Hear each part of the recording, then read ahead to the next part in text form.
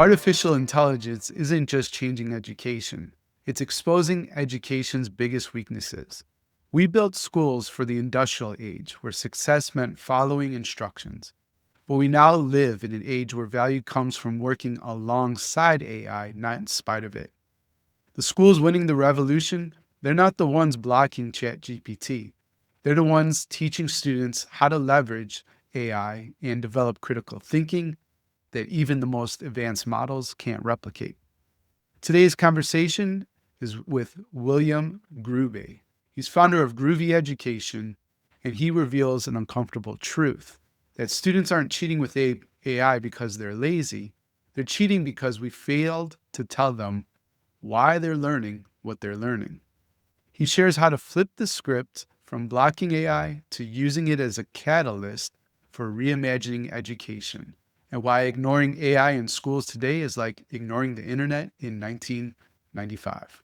I'm Danny Bauer, and this is Better Leaders, Better Schools, the original ruckus cast for innovative school leaders who want to do school different, even within a traditional setting, so they create a campus experience worth showing up for. Thanks to ruckus makers just like you, the show ranks in the top 1% of all shows worldwide out of 4 million podcasts. And before we get started, some more information about William. William Groovey is the founder of Groovey Education. And through Groovey Education, he partners with over 100 schools and several state-led organizations to provide AI training.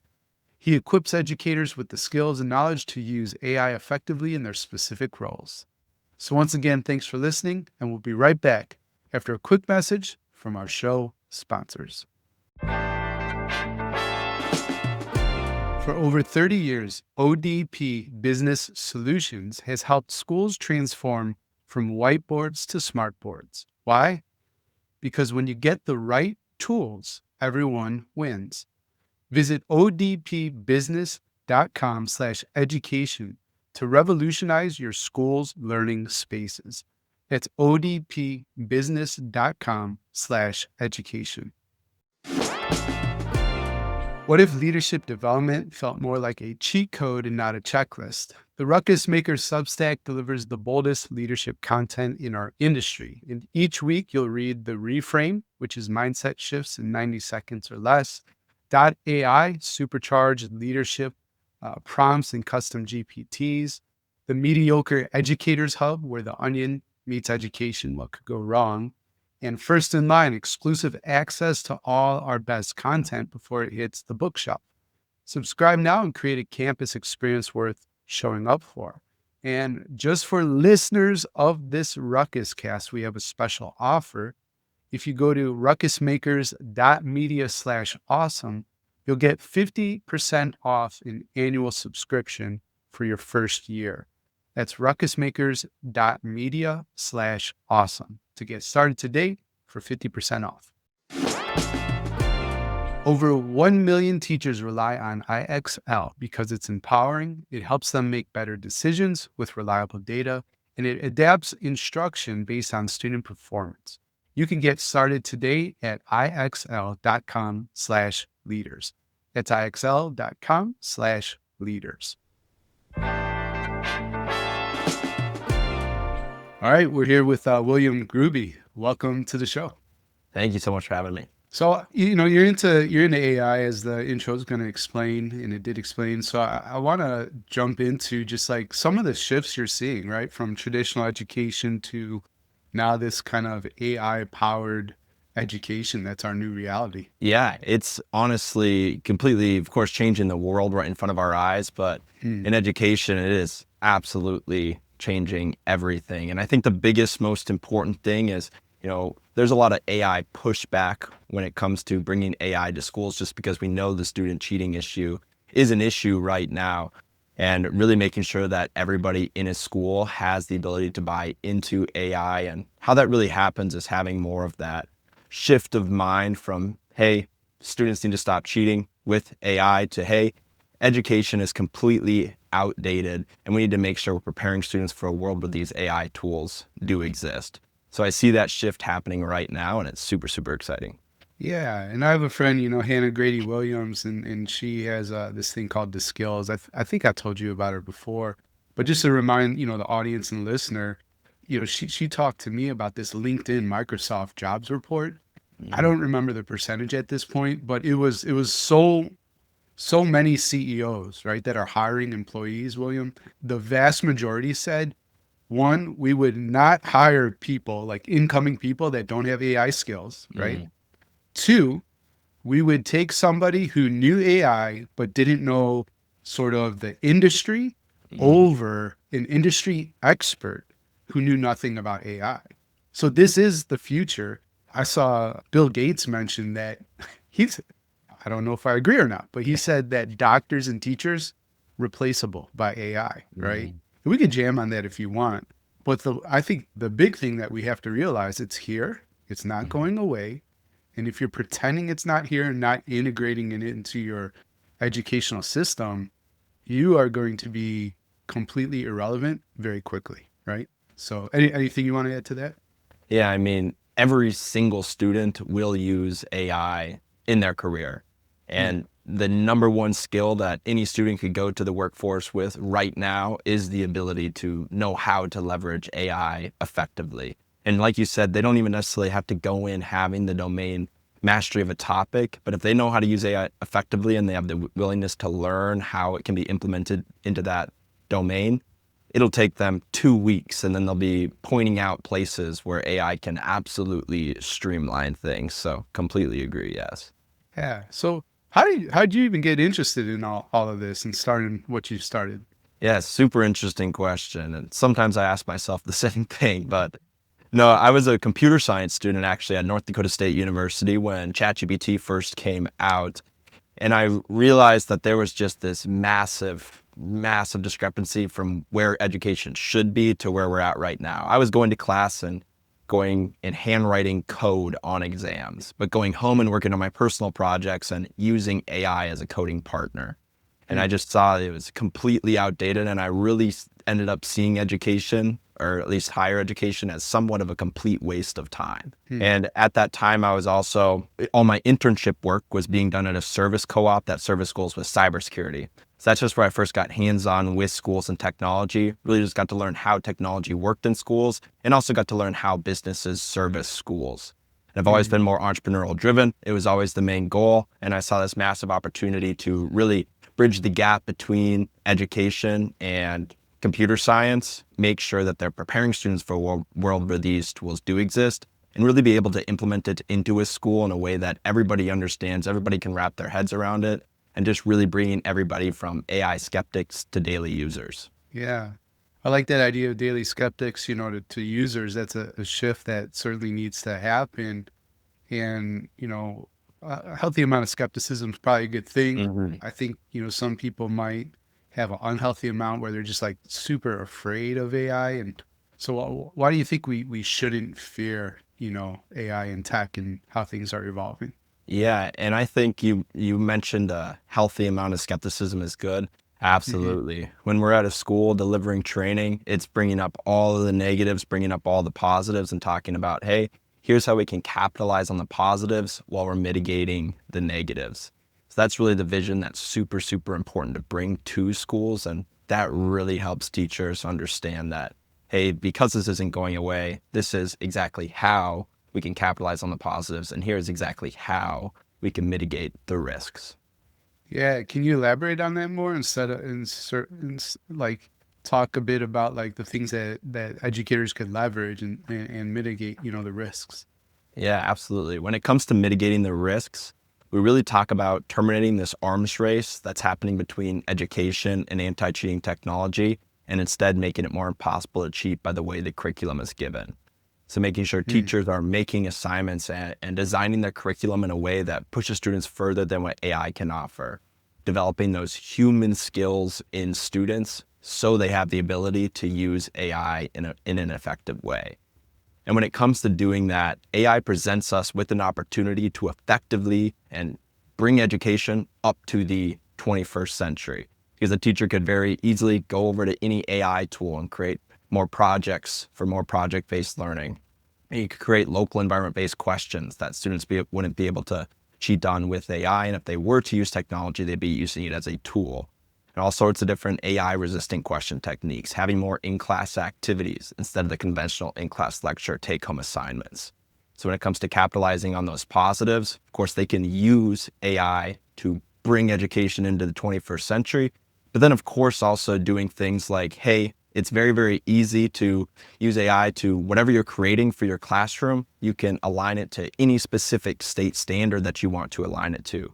You can tell ChatGPT to use specific evidence-based teaching practices that you like to use. You can meet every single student where they are at. Hey, modify the following assignment for an English language learner. It's at the 8th grade reading level. I need it at the 4th grade reading level. Copy and paste that assignment in and boom, now they have that modified assignment in a couple of seconds and what used to probably take them an hour. Yeah, absolutely. I'm actually advising a company called Accommodate.live. And part of what they offer school systems is what we're calling instructional integrity, in that there's this sort of hidden non-compliance that exists within every district. And we'll just use special ed, as an example. But there's, IEPs, 504s. These are documents that, are legally binding and say, kid X, Y, and Z need these kind of modifications, or you're breaking the law, the promise, that the school has made in terms of deliver instruction. And a system with all the training that they do and all the good intentions, teachers are still overwhelmed, very busy. Modifications, thinking through that is doable, but it requires a lot of effort. Long story short, you click that button with Accommodate.live and everything is personalized, right, to the student's modifications, and they're there in 6 seconds or less, which is just insane, right? Because I had co-teaching, environments where there were plenty of IEPs and 504s I had to modify. That took a lot of work. I wish I had a button back then when I was in a classroom, and now it exists. So that's for educators. I'd love for you to riff a little bit deeper on this idea of like human skills and like what students could be doing. Cause I think like, it's just too easy to say, oh, it's terrible. Kids are going to cheat. Yeah, great. They do. Probably teachers might use it for shortcuts too. We all should be working smarter, not harder. And so to me, it's just like, how do you build the AI resistant cheating projects and, assessments? And you don't have to go, too far back in history. Like you could have presentations, right? And debates. Like these things can't be faked, at least right now with AI. Like a kid would have to stand there and justify their position without the use of computers. But yeah, other than that, like project-based stuff, are you seeing any things that seem to be a more resistant than others? Yeah, I mean, the project-based learning is just so huge. And along with just like anything that has a student do anything with the local environment, whether it's them interacting with their local environment or interacting with the peers around them. And those things are really just the foundation of any sort of AI resistant assignment is just using those things to your advantage. And it's just not the conventional in-class lecture, take home, do this assignment, because the student's going to class and they are used to their 10-minute Instagram or 10-second, Instagram reels. Yeah. And they're going and trying to sit down for an hour and they're probably zoned out for half of it. Then they're going home and they just want to get their homework done as fast as possible because they want to go play this video game or they want to go scroll some more Instagram reels. Saving up for the Switch too. Right? There's this free AI tool online that'll spit it out for them in a matter of seconds. I mean, if you were to just put yourself in your 14-year-old shoes, there would be a high possibility that you would be leveraging those tools to complete your assignments. And I think it's just very, very important to think back and think about how we would have acted as kids. And when they do that and ChatGPT spits out all of the answers, they never had to think, how do I start this problem? Where do I go from here? They were never developing a mastery of a topic. They were never developing any critical thinking skills. They were never developing any problem solving skills. But when you think about the exact skills that students need to thrive with AI, well, they need a mastery of a topic to apply AI to. They need to have the ability to critically think, to problem solve, and they need to have the ability to have those unique thoughts and independent opinions.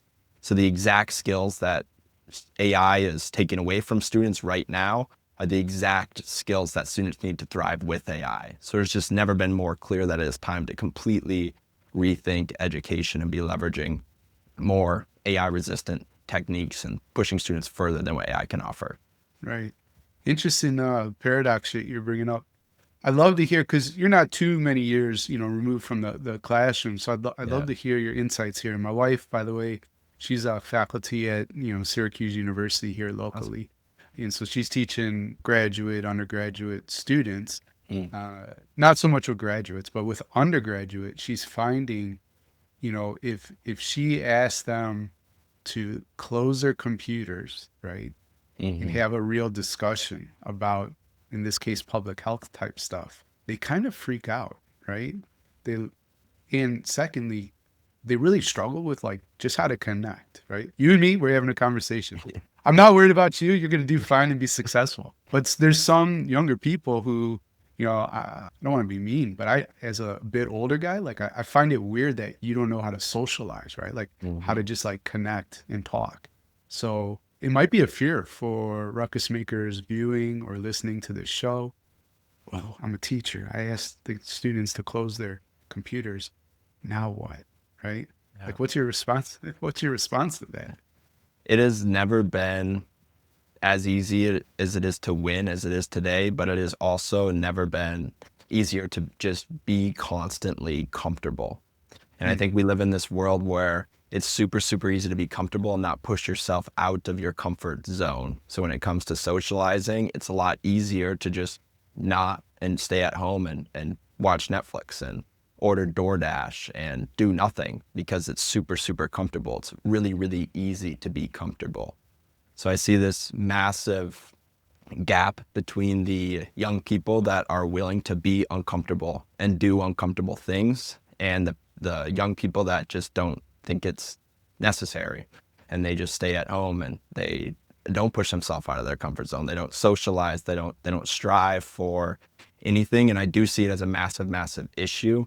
And it's hard to see a fix, a switch that we can turn to make sure everybody is pushing themselves out of their comfort zone. But it's just something that some students will need that mindset shift around, and some young people won't get that mindset shift, and they'll continue to go down this path of not being able to socialize, not be able to have those connections, not being able to have conversation, etc. Right. Yes. And what are we telling though the ruckus maker, like watching or listening? Because they're going to have the student who is comfortable and the student who is uncomfortable, and they want them to close their devices and have a real conversation. Yeah. Like, what are we telling them to do in order to be successful, right, within that environment? Because they're going to have all those types of kids, right, in the class. Yeah. And I think the more that we can push students out of their comfort zone, like by doing more of those things in class, the better. And pointing out why and pointing out, hey, this is the path of a student that doesn't do these things, or this is the path of a human that doesn't do these things. This is the path of a human that does do these things. Which path do you want to take? So keep pushing them, explicitly teach them the steps, help them. I'm hearing you say, hopefully forecast like the kind of person they want to be. And Mhm. hopefully that'll support, students and growth. Is that right? That is correct. Yes. Sweet. All right, William. Well, I'm enjoying our conversation. I think here's a good spot to take a quick break for a message from our sponsors. And then when we get back, I know you have an interesting take on how big companies steer how we think, right? Mm. And the content that they kind of show us. So I'd like to dig into that a bit when we come back. ODP Business Solutions, formerly Office Depot Business Solutions Division, has been a trusted partner for schools for 30 years. At ODP Business Solutions, we're by your side to meet your evolving education needs. Here's the thing about creating remarkable learning spaces: you need a partner who gets it. Someone who understands that transforming education isn't just about swapping whiteboards for smartboards, it's about reimagining what's possible. That's why innovative school leaders trust ODP Business Solutions. We don't just deliver supplies, we help you design dynamic learning environments that make students actually excited to show up. From tech integrations that bring lessons to life to flexible furniture that transforms any space into a collaboration zone, to sustainable solutions that teach by example, we've got everything you need to do school different. And the best part, you can get it all from a single supplier. That helps you simplify ordering and streamline budgeting while staying compliant with easy access to cooperative contracts. However you want to advance, ODP Business Solutions has 30 years of experience helping districts like yours get ahead. Visit odpbusiness.com/education to learn more. That's odpbusiness.com/education. Ever feel like every leadership newsletter says the same thing? Well, that doesn't happen here. Here, we do school different. And the Ruckus Maker Substack delivers premium content, frameworks, and tools at a bargain price. Subscribers get access to the Reframe, which is mindset shifts in 90 seconds or less, .ai, supercharged AI prompts and custom GPTs, the Mediocre Educators Hub, otherwise known as MEH. So that's the Onion meeting education. It's satire. Nothing could go wrong here, I promise. And first in line, exclusive access to all our content before it hits the bookshelf. You won't find listicles or laminated cliches here. You'll get real tools, punchy perspectives, and the kind of insights that helps you do school different starting today. Subscribe now at ruckusmakers.media/awesome. And this is just a special gift for all the listeners of the Ruckus Cast. You'll get 50% off your first year of an annual subscription. So go to ruckusmakers.media/awesome to get started today. Something that drove me nuts as a ruckus maker was hearing teachers say things like, I taught it, they should have learned it. But really, some teachers just don't know how to teach or reteach for that matter so that all kids get it. That's where IXL comes in. IXL's diagnostic automatically identifies knowledge gaps for teachers and provides them with a personalized growth plan for each individual student. Teachers can step into the classroom every day knowing what their students know and what they don't know. IXL's adaptive platform makes differentiating instruction easy. As students learn, IXL adjusts to the right level of difficulty for each student. Close knowledge gaps and accelerate learning with IXL. Get started today at ixl.com/leaders. That's ixl.com/leaders. All right, and we're back with William Groovey, the founder of Groovey Education. And we've been talking a lot about AI tech, some shifts, that are happening there and with young people these days. And I mentioned that you have an interesting take on the companies, right? Like we're working with these social apps, Meta, or whoever owns, I forget, TikTok, but looking out for how they steer, right? How we think. And so, I'll just throw that over to you. And what would you like to say around that? Yeah, absolutely. This is something that I've thought about for a long time. And I think it's just very, very important for everybody to be able to wrap their head around these big tech organizations, whether it's Meta or even OpenAI with ChatGPT. We haven't heard of this company by the name of OpenAI before ChatGPT came out, but now they control what over 300 million people see on their screen every single day. And with all of that power, they can very easily blindly influence people. People's ability to have new ideas really revolves around the information that they take in. So if they're only taking in specific information, it's very, very easy to see that they can be blindly steered by AI. So people blindly believe AI and they blindly believe everything that they see online without having the ability to zoom out and critically think about it. They're going to get blindly steered by AI. When you give a power like that to a big organization and they want a certain fact to not be a fact anymore, they can just simply not feed that fact to you. They just can simply not give you that piece of information that would give you the ability to think a certain way. So I think it's very, very important to bring that up. And it's nothing that, like, there's no fix that we would go tell these companies to never do this. The only way through it is really through people knowing about it, through people talking about it. And that's why I just find it so incredibly important, because these big tech organizations are not going to stop building these super, super cool tools that everybody uses. So it's important to really bring awareness around that. And so those critical thinking skills don't go away. Yeah, 100%. Super cool tools, right? With a staff of neuroscientists that understand how our brains work way more than at least I could say I do. I don't know about you. And these people are getting paid a lot of money to keep us addicted, to these apps. And like I said, we already talked about students, like younger students, not being able to socialize, that kind of thing.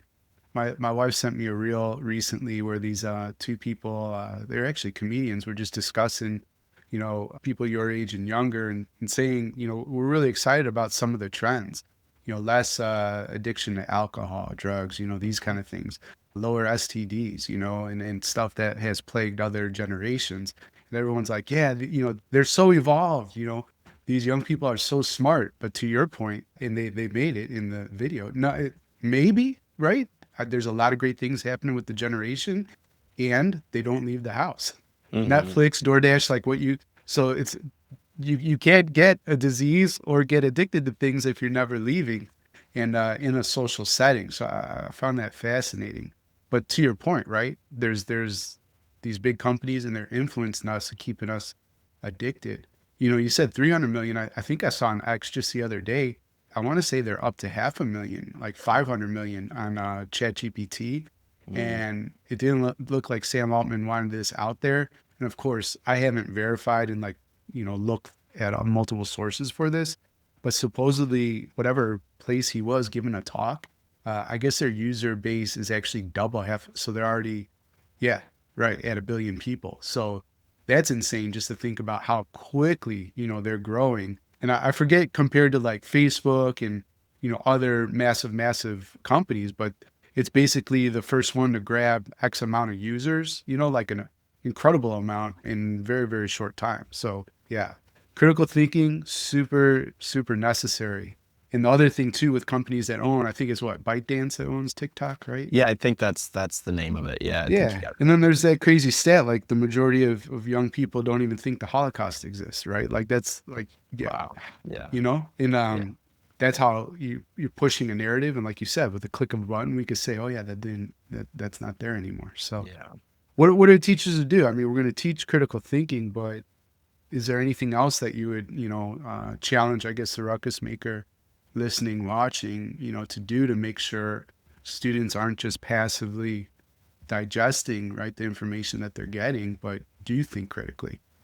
Yeah, I think a big thing is, I mean, I remember having lots of tech safety talks when I was in school, but it's just Did super. any of them know? Let me cut you off just a second. Yeah. Did any of them actually mean anything to you? The Or were you, issue is they're not talking about the right things. It is okay, the issue I see. Yeah. so tell us So, what the right things are to talk yeah. about. So the right things would definitely be to, hey, don't blindly believe AI tools. This is why we don't blindly believe AI tools or don't blindly believe everything that we see online, and less about, I don't know. I mean, of course, like student data privacy is very important. We need to tell them those sort of things, but like they're gonna use the tools no matter what, and some of them won't use it in the most responsible ways because they're kids.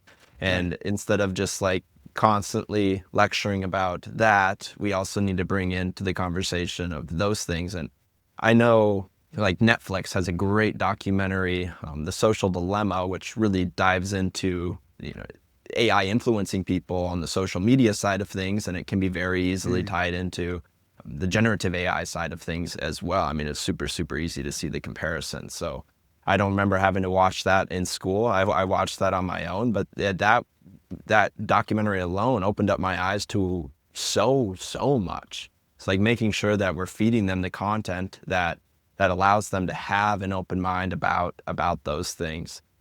Yeah, like I said, The Social Dilemma on Netflix is an incredible resource for just doing that. If students were to just watch that, they would have a brand new mindset around it. Yeah, right. And then you said that's just something that you found on your own, but it had an impact on you. You mentioned like lecturing and lecturing on data privacy. Are there any other sort of topics that adults sort of speak about with students that just don't resonate? And of course, you're a sample size of one, but Yeah, you're representative of people. I mean, a lot of it is just like that's a really good question. Maybe like even just like the overusage. Like I think students are very aware that they use technology so much. And when a adult figure as a kid tells you stop using it so much, well, we know what kids do then. They're like, Use it some more. you use it, let's use it some more. So it's like these things that we're trying to help, but we're just simply not. And because we're not telling them why they shouldn't be using it more. We're not, because we understand why, Yeah. but they don't understand it. So we're just like preaching to them, hey, you shouldn't be using it as much as you are, without saying why we think that they shouldn't be using it as much as they are, if Yeah. that makes sense. It does. And I really want to double click on that point. I'm going to bring you to Mombasa, Kenya. It's the summer, just this past summer. I'm speaking to 1,000 school leaders right at this international education conference, one of the top highlights of my professional career. I had the closing keynote, really cool opportunity. Before I shared, they had a student panel. And I'm double clicking on what you're saying. And it's really important because I want the ruckus maker listening, watching, to not, it's so easy to discount, oh, they just need to listen. We don't need to explain. You need to explain. And I never would have guessed that I flew as far as I flew to Kenya to give this talk, hear a student panel. And one of the young ladies, she got up and she said, I wouldn't use AI to like do homework fast or try to find the answer on a test if the teachers told me why we were learning what we were learning. And for me, I mean, honestly, William, that was my like mind blown moment, because here's a student in Kenya, right, Mombasa, who's saying, I use AI. And the reason I do it is because the adults haven't told me the purpose, right, of what we're doing. And so therefore, it probably seems like kind of a waste of time. And to your point earlier in the conversation, I want to get to my game. I want to get to the thing that I wanted to do for fun, because what you've asked me to do seems meaningless. I think that's what she was saying. So it's so important. Looks like you want to share something. Yeah, no, I could not agree anymore. And I think as we start asking those questions on why we have to learn specific things, why do I have to do this thing, just asking that question, it's going to be able to help us, weed out the pointless things that we don't have to do. Oh, wait, why should we be doing this thing? Yeah. That sort of thing. And as like motivating anybody, they need to know why they're doing it. How is it helping them? How is it helping the world, etc. The great Zig Ziglar, probably you might not know him, way before your time. Motivational speaker, but he said everybody's favorite radio station was WII.FM. What's in it for me? And if you can understand what's in it for the student, right? And I've told principals this, school leaders, ruckus makers this. If you understand what's in it for your staff, like they will then do anything for you if you help them, accomplish their dreams. So cool. Well, I don't want to end the conversation and get to the last three questions without asking, if somebody wants to bring you in and have you talk about tech, AI, that kind of thing, work with Groovy Education, what's the best way to get a hold of you? And I don't know if there's like specific keynotes or presentations you love to give, but now's your opportunity to talk about that. Awesome. Yes. The best way to get a hold of me is groovyeducation.com. It's GRUVY education.com. Shoot me a message on there. I'm the one that receives everything that comes through the website. And then I really, really like talking at, the different principal conferences and superintendent conferences all over the nation. I do a ton of work with the Minnesota Principals Associations and the Superintendent Association here in Minnesota, doing work with the Ohio one, Missouri, New Hampshire. So those are where we really, really thrive, and helping spread that message on how we need to make sure that we're bringing education up to the 21st century, but also just giving school leaders the skills to make more data-driven decisions in their school, to be able to use AI in their everyday workflow and really streamline what they're doing day to day, so they have the ability to help their teachers do the same as well. All right. So check out William and reach out if you want to bring him in. So last three questions, you already know them, but here we are. If you could put one message on all school marquees around the world for a single day, what would your message be, William? I would say if you are not properly addressing AI in your school right now, it'd be like ignoring the internet in 1995. It is completely changing the world. And I think people downplay it a lot because it's like something that we see as the internet almost because it's on the internet, but it will have a bigger impact than the internet did in 1995. So if you're not actively making sure that it's being introduced in your school the right way, it's like ignoring the internet in 1995. Yeah. Don't be stupid. Teach this stuff. All right. Yeah. William didn't say it. I said it that way. Hate mail directed to me. William, if you're building your dream school and you were not limited by your any types of resources, your only limitation was your ability to imagine, what would be your 3 guiding principles building your dream school? Guiding principle number 1 is going to be learn by doing. I think that is the most important thing when it comes to learning anything. We all go to college for 2 to 4 years, but we learn the most in that first year on the job. Then we learned in all of college because we were doing the thing. We got to learn from our mistakes. If you take in knowledge and don't apply that knowledge, you forget that knowledge instantly. So I think learning by doing is guiding principle number 1. And then guiding principle number 2, kind of tying into guiding principle number 1, is what I brought up last time. Is really terminating that arms race that happens in education and anti-cheating technology. And instead making sure what goes on in the school cannot just be cheated on with AI, but if they were to be using AI, they'd be using it as a genuine tool. And then for guiding principle number 3, I would just say be using AI, because every single student will use AI in their career. Who knows how to use it effectively is going to be a massive, massive advantage for every single student over the next 10, 20 years. Who knows how to use AI effectively? So I'd say those are my 3 guiding principles. Hey, Ruckus Makers, thanks again for pressing play. I hope you enjoyed the show as much as I enjoyed creating it for you.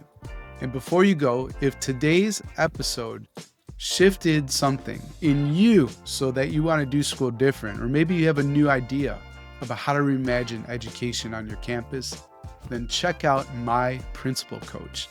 It's your AI-powered leadership mentor. It's trained on 10 years of mastermind and private coaching experience that I've had. It's like having a world-class Ruckus Maker mentor in your pocket 24/7.